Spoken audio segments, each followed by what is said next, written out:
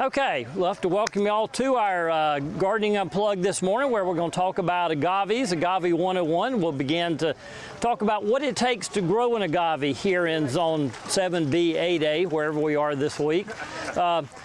Agaves, first and foremost, are members of the asparagus family. They're basically sun-tolerant hostas. Hostas are very closely allied to what agaves are genetically. They're all in the asparagus family. So the stuff you eat, when you see a spike, when it first comes out, it reminds you of an asparagus, and that's because that's effectively what it is. They're native from Utah all the way south down through Mexico. The further north they grow, the better chance they have of being winter hardy here. When we first got started with agaves, probably 40 years ago, we would go to the beach and get divisions off things people had growing in their gardens, and of course all those would die the first winter because they weren't hardy. And the more we researched, what we found out is the early agave collectors would go to the mountains in Mexico and they would collect at the bottom of the mountain. They would collect at 100 feet elevation because they had no motivation to go to the top, because they were collecting primarily for English greenhouses. So these plants were never going to be exposed to cold temperatures. So fast forward, nobody had ever gone back and collected for winter hardiness. And so that's what we began doing, was going back to the same mountains and climbing to 8,000 feet, making a collection of the same species, and all of a sudden it's winter hardy. There's about 24 species that are winter hardy out the side here, from everything from very small to very large. Over the period of years, agaves have hybridized. They've hybridized in the wild. They've hybridized as the pre-Columbians moved up from Mexico into what is now the United States. Because agaves are so prized for both alcohol that's made from them as well as threads, they use agaves for everything. It is truly the plant of life. They would bring their agaves north as they migrated. Those agaves they would plant around their new villages, and then they would hybridize with what was locally already there. So you have a lot of plants now that have what we call speciated, but they were all due to the pre-Columbian movements. So what we said, when we exhausted all of the species that were winter hardy, we began making our own crosses. So we had to buy a really tall ladder. If you were out here a month ago, you saw that, because some of these can get as high as 25 feet, and you have to take the pollen off one, climb up to the other, and make those crosses. So through a period of years, we've been able to make an incredible amount of our own hybrids. So we'll walk around today and look at some of the different options you have. So if you look right here, this is one of our hybrids. This is one of our hybrids, this is one, this is one. So all of these are things we have created. So obviously you cross a really big one with a smaller one, you get something intermediate in size. And our focus was trying to get things that look like nothing else. So if you're looking for a big one for this area, the one in the back is it. That is Agave ovatifolia. It's called the whale's tongue agave. That was only discovered a little over 20 years ago. I take that back. It was named a little over 20 years ago. There was a plant explorer in Mexico, in Texas, the late Lynn Lowry, and he was constantly back and forth to Mexico back in the 70s and 80s, and he discovered it and brought it in. He had a landscape design business. He planted all around Dallas. And after he died, everybody kept looking at it. It was like, what the hell is this? And a friend of ours went back, got his notes, went back to the original populations and realized it's a brand new undescribed species. So it is now, in the last 15 years, been widely available, and it's truly one of the finest for our area, because not only is it cold tolerant, it is wet tolerant. Typically, agaves hate wet in the wintertime. That's the death of an agave. So what we tell people is, when you're planting, you need two things. You need good internal drainage in the soil, and we accomplish that by mixing this gravel material called PermaTill. So these beds are all 50% PermaTill, and that gives us good internal drainage. Then you need good external drainage, which is why we put everything on a slope. If you go in the wild to look at agaves and it's not tropical, if it's cold in the winter, every agave you find will grow on a slope, because it has to have both internal and external drainage. Planting agaves, do not plant them after the end of August around here. They will not get big enough to shed the water in the winter. Now, if you grow them up in the mountains, I visited many years ago a gardener up west of Asheville. She was growing agaves in her garden. And I said, how in the world do you do this up here? Because I know you're colder than we are, and I know you're wet. So she would come out every winter, she would put 4 pieces of rebar in the ground and lay a piece of plexiglass over top. Sides were open, but she didn't get any winter rains, and that was the key to getting those agaves to survive. So it's wet in the winter that they don't like. Most of these, once they're established, they're fine. So we talked a little bit of hybrids. So this is a cross of that big one in the back crossed onto a large green one. So we don't know how big this will get. We're estimating that'll probably get 4 foot tall and about 8 foot across. Now agaves flower one time and then they die. That's it. They live their entire life to have sex once, and it was so good they fall over dead. So all of these you see with the stalks on them, in another 6 weeks, they're gone. Now, some agaves offset. They form babies at the base. Some agaves don't. So when that flowers, that'll be dead. When that flowers, that main plant will die, but the babies will live on, and then 15 to 20 years later, they'll flower. They're named century plants because in the wild, it takes them almost 100 years to flower. Because the flowering is based not on age, but on plant size. So where these grow, they typically get anywhere from 8 to 12 inches of rain a year. So the growth rate is slow as hell. Around here, we get 46 inches of rain. Our summer growth rate is insane. So we can typically flower them anywhere from 10 to 15 years. So much different, but it's not an age thing, it is only a size thing. When they have enough bulk to support that massive flower spike, they tune in. Now somebody asked, can you cut the flower spikes out and keep them growing? No. Because this spring, I remember we had a TV crew here, and we were showing him one of our big ones. And I said, this is ready to spike, but we haven't seen a spike yet. That was 8:15.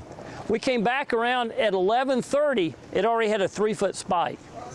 So it's truly like watching Jack and the Beanstalk grow. It's crazy. From the time the stalk emerges till it hits mature size is generally 6 weeks. So it is incredibly fast.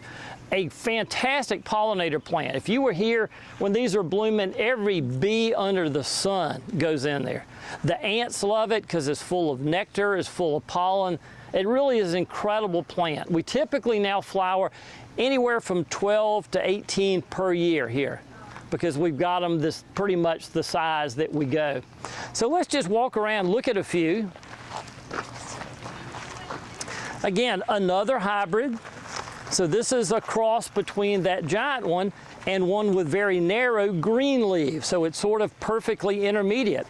Now, typically, most variegated agaves will not live here because the variegation part of the leaf doesn't produce much chlorophyll. Chlorophyll and sugars, which are produced in the leaves, are the plant's antifreeze. So if every time you add variegation, you're reducing the amount of antifreeze or winter hardiness. So if you plant a typical variegated agave out, the first thing that will die, the first cold snap, is all the yellow and white. And then the rest of the leaf will melt because that part is melted. So one of the neat discoveries, we thought this would work. This plant right here, this is an Agave ovatifolia, which is the same big one, but this is a variegated one that we call Awakening Angel. Now the cool thing about it, it's variegated, but it's not variegated in the normal way. Normally the variegation would be center variegation or edge. This one is neither. This has the variegation is stacked. So what happens in the fall, all the variegation disappears in the winter and it turns blue, which means it has a full complement of antifreeze. So this came through last year's 11 degrees untouched. So this is one of the very few. What we're finding is if you have a muted yellow variegation or muted chartreuse, those are hardy because they still produce the same amounts of sugar underneath. So as you go through the gardens, you'll see a number of variegated, but the vividly variegated ones, not gonna happen. But the mild variegated ones absolutely will. So this is a different selection of that one out there. This is also Agave ovatifolia, or the whale's tongue. We grow a lot from seed, because from seed they're like Homo sapiens. We all look a little different. So this one we like because the leaves are over a foot wide. That's not normal. Normal is 8 to 9 inches. So what's going to happen now, if we let this flower, then it dies. The only way to save these genetics is to come in here and destroy the middle of the plant. And we'll walk and show you one in a minute. What we have to do is actually take the whole center out, and we get a big drill bit and we drill down through the center. Because right now, every leaf, at the base of each leaf, is a baby plant. It's a bud. That will never ever grow, and the plant will die without that bud growing, because it's controlled by a plant hormone called auxins. And the auxins are sending signals like, don't grow, don't grow, don't grow. So what we do by taking the center out, we destroy the transportation of auxins. And then every one of those buds will break. So we got to make the decision this year, do we try to save it by drilling the center out, or do we just enjoy it as it is? So if we want to share it with other people, we have to destroy it. It's just a really interesting way to have to do. So let's walk around a couple of these beds.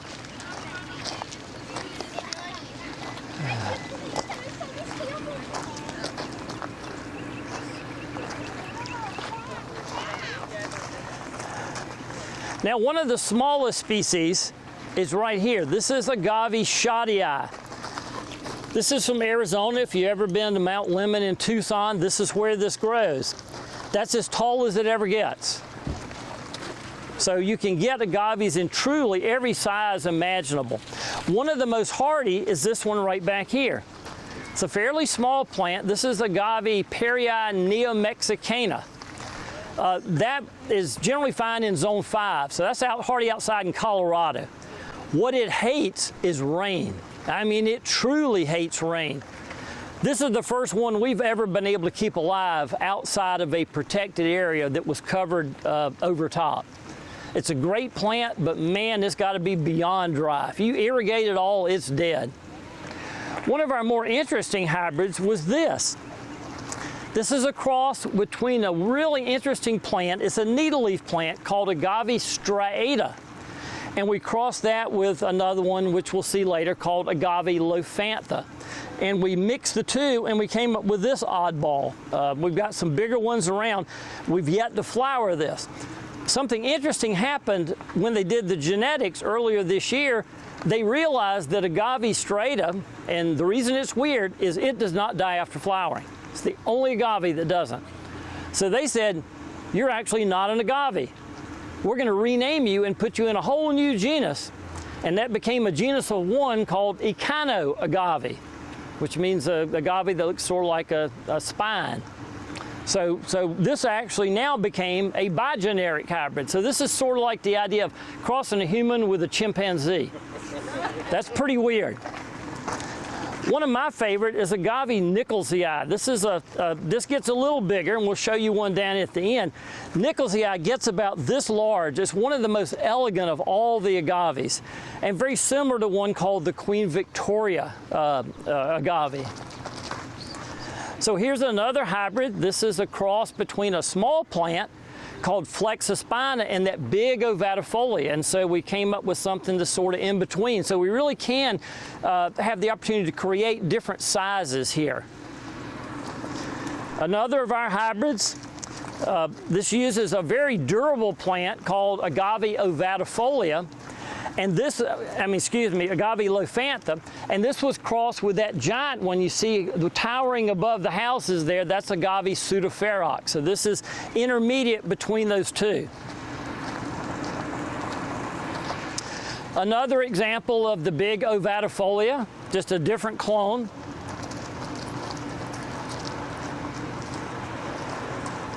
So here's an interesting, this is a three-way cross that we made. That's as tall as that will ever get. So a very different look from what you've seen before. Now here we took that really nice Agave Victoria, which again we'll show you in a little bit, and crossed that with ovatifolia. and came up with this beautiful, elegant plant, which unfortunately does not offset. So that's another one. We'll have to destroy that if we want it to survive.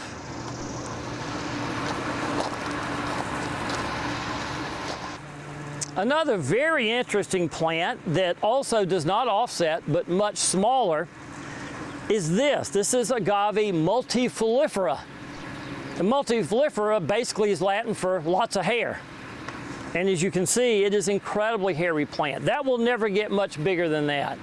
So that's, again, if you're looking for things for particular size, there's so many options.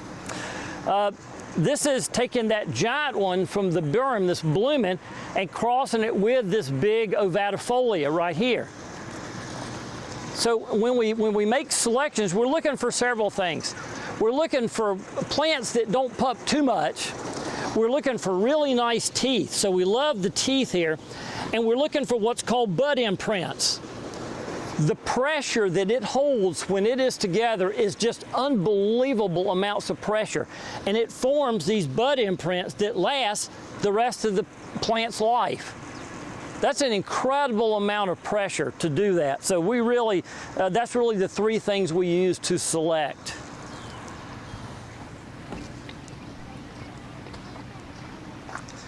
Whew. Couple more. This is a Victoria Regina. This is one that offsets. Now, interesting, on some plants, like the Queen Victoria, you can grow seedlings and you'll find 5% that'll send off pups. The other 95% are solitary. So that's why we love growing things from seed. You get all kinds of variations.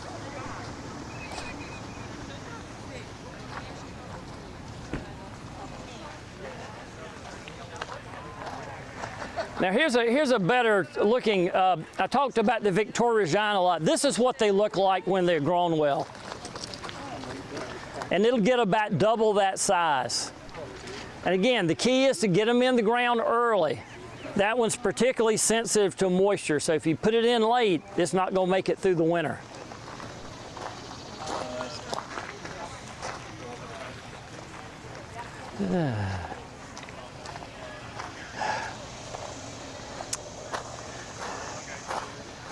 Now, agaves, while we typically find they do the best in full sun, there are actually a lot that will grow in sort of part sun, where they get sun for a part of the day. In the wild, you'll actually find a lot of them growing in those conditions, because the deserts, there's nobody there when they have a 6-month drought to put any water on them. So they find that until they get big, they're better off in these type conditions. So they can grow here, they won't grow nearly as fast. So again, you balance that out. So ovatifolia can handle part? It can, absolutely. Yeah. Where they grow in the wild, a lot of them have real scrubby trees. Don't put them in all-day shade. That's not going to work, because they won't then get enough sugars built up. They got to have that sun. So something right in here would get probably 3 hours of sun in the morning, maybe another hour or 2 in the afternoon. But it can take the shade during the middle of the day. And then more of these odd hybrids. You can really come up with some pretty crazy stuff once you start mixing the genes.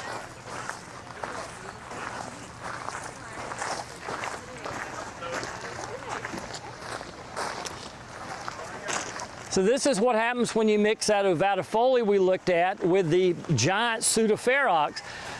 This blooming up there on the berm, you get something really interesting like this. We expect this will probably mature out about 4 foot tall and about 8 foot wide. So this is a baby. If you want to know how old these are, at the base of each label below the code is the date it was planted. So this has been in since 2020. So that's 4 years old, and that went in as a quart pot. So that gives you an idea of how fast they grow in our climate with our rainfalls.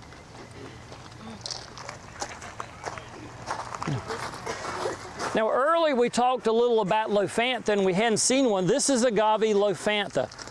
This is a particularly nice Lophantha. That is the mature size of that plant. This is one called La Buffa Baby. Normally they don't have that blue. Normally they're just green with a yellow stripe. But that's an exceptional one found by some friends of ours down in northern Mexico years ago. And that one will offset, so that one will make you a really nice patch. You'll have enough to give all your neighbors. Another ovatifolia, this one with almost no spines. And that's just, again, that natural variation.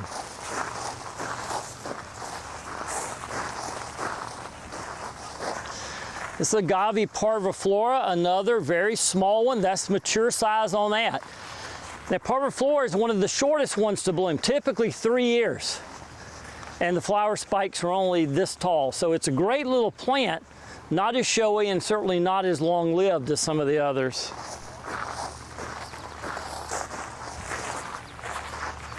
And over here on this side, you'll see I mentioned if it has the chartreuse variegation, it comes through the winter fine. So take a look at this one. This is one that we named Striped Dolphin. That's an ovatifolia, beautifully variegated and absolutely lost no hardiness because of the variegation. So it still produces the same amount of sugars as a normal blue plant. Tony, Yes. that's called a layer variegation. Yes, correct? yeah. So in every leaf of every plant has 3 layers. Right. Layer 1, layer 2, layer 3. Sometimes they're beside each other, sometimes they're stacked. That one's stacked. That one's stacked. Okay. Yep. I got it. Thank you. Yeah, so I talked about what we have to do in terms of drilling the center. This is what happens. So this is one that was getting very close to flowering, and we're like, this is a really good plant, and we don't want to lose it. So we sacrificed coming in here, cutting that off, and just destroying the center. And if we're lucky, by fall open house, there will be, you know, a couple dozen little plants coming out there. But without that, it would have flowered next year and it would have been dead. And that clone would have been gone for the history of the world. So it's really hard to make that sacrifice, but we know that's the only way we'll ever have plants to share. Why don't you do it to more of the plants? It's got to be really good. It's got to be something that we feel like is exceptional. So this year we did it to 3. Last year we did 1. We've got 2 or 3 more. We try to wait till they're big enough because if you're selling plants, you've got to have a mature photo to sell it. So we have to wait until they get big enough that we can get a really good catalog quality photo, and then we destroy it. So it's a hard thing. Now, as long as they produce 1 offset, we're good. Then we can take the offset off and then butcher it in a pot, and then we're fine. But it's these that never produce anything that make it tough. Great question. So you said when they're smaller, you can go ahead and sacrifice them and split them up as well.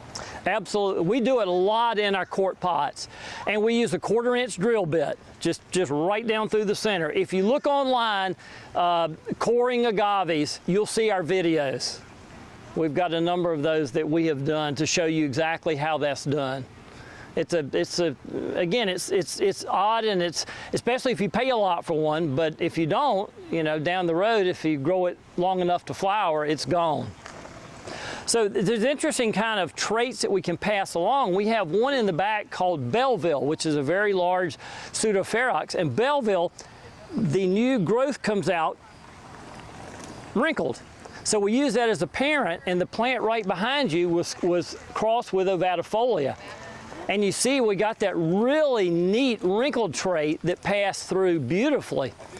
So that's one we've named Contortionist. So that's, it did produce 1 pup. So we have that rescued, and we'll butcher that, and that way we don't have to butcher the original. But we think that's pretty cool to be able to pass those traits along.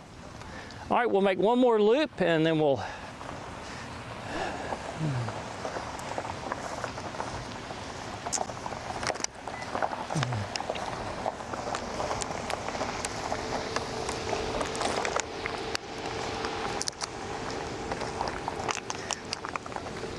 I talked earlier about Agave Flexaspina. This is Flexaspina. It's a really nice plant. That's about as big as that will ever get.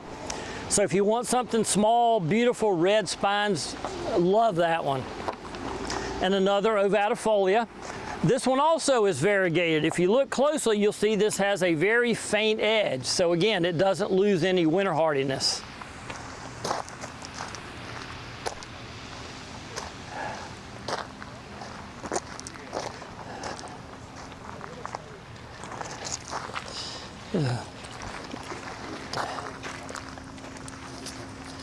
One of the best of the mid-size or small to mid-size agaves is Agave Perryi.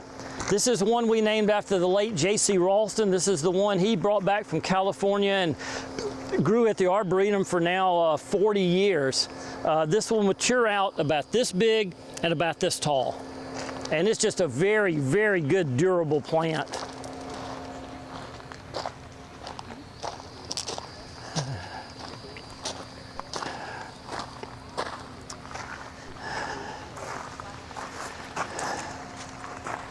Another of my favorite of the fairly small ones is this one right down here. This is Agave Nickeley.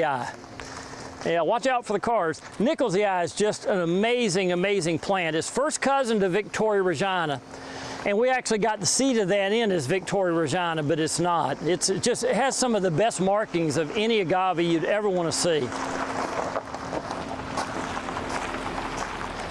And again, a lot of small ones in here. This is another of my favorite. This is Agave Potriana. It's probably the worst selling agave we have, but it'll get eventually about this big, but it sends up the most incredible spike of orange flowers that you've ever seen. It is absolutely a stunner. And most everything in here is a hybrid, so these are all things, again, we've created from our breeding.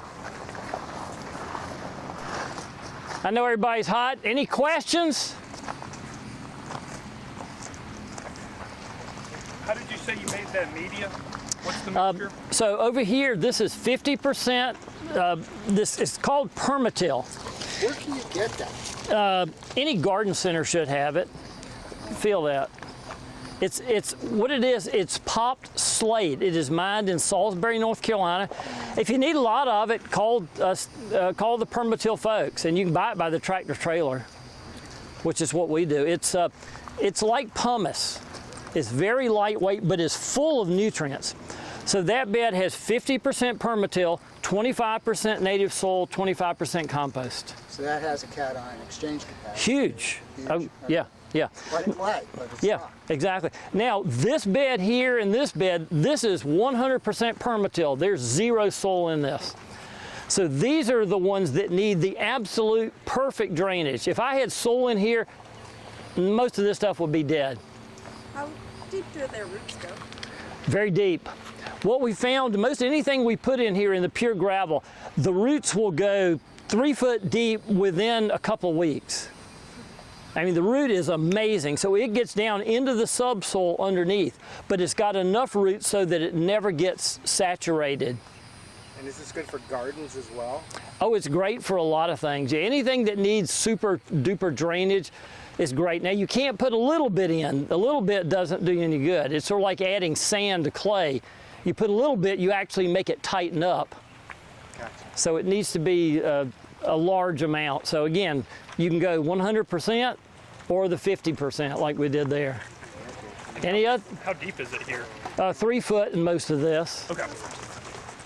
And do all of the ovatifolias need a 3-foot berm, or could you go? No, you can go much less on those. Ovatifolia is just so durable.